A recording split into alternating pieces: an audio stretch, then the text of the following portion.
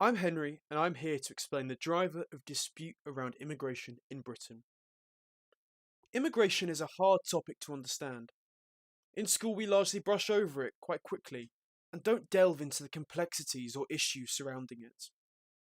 So, first of all, to have a clear definition of immigration, it should be understood as the movement of people from A to B through borders in order to seek residence, employment, and safety.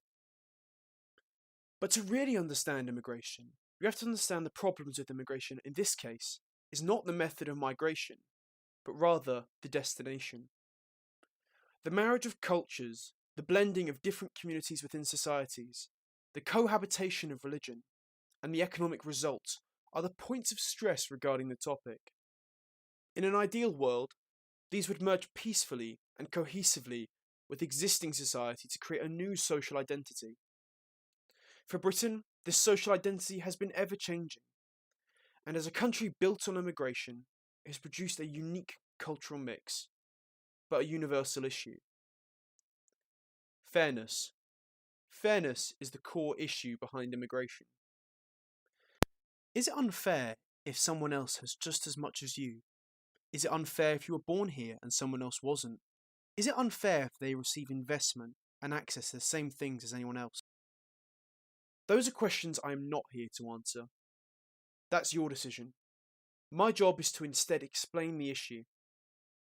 In Britain today, the Office for National Statistics reports that 10% of the population control 43% of the wealth, and the bottom 50% of the population control a mere 9% of the wealth. This is one of the worst divides in wealth in any advanced country globally. But to really send the message home, research done by the University of Greenwich shows that the richest 50 families in Britain control the same amount of wealth as 33 million people, half the population. Fairness is a deep issue in our country. So no wonder fairness is the driver of conflicts around immigration. If the bottom half of the population has to fight to control 9%, there is always going to be disputes. But the general line of argument against immigrants goes along the lines of they come to our country and drain from the system, from our system. They are the problem. How can they drain our system if our system is already so deeply flawed? The Migration Observatory at the University of Oxford reports that as of 2021, migrants make up 9.1 million people in Britain, or 14.5% of the population. Is this 14% the drain on the system? Is the wealth disparity because of this 14.5%? The answer is obviously no. It is thought that the average migrant spends 3 years contributing to the economy before relying on state services like the NHS, schools, benefits, or childcare.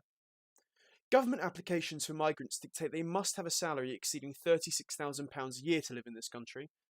So let's assume they work and earn £108,000 across those 3 years, which will be taxed and generate a multiplier within the economy, through paying rent and fueling the economy with their labour and spending.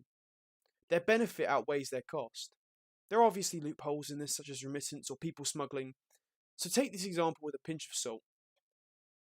According to the NHS, 1 in 5 members of staff are foreign, and in 2022, 6.2 million people of the working population were migrants, a fifth of the entire working population, but only 14% of the entire population as a whole.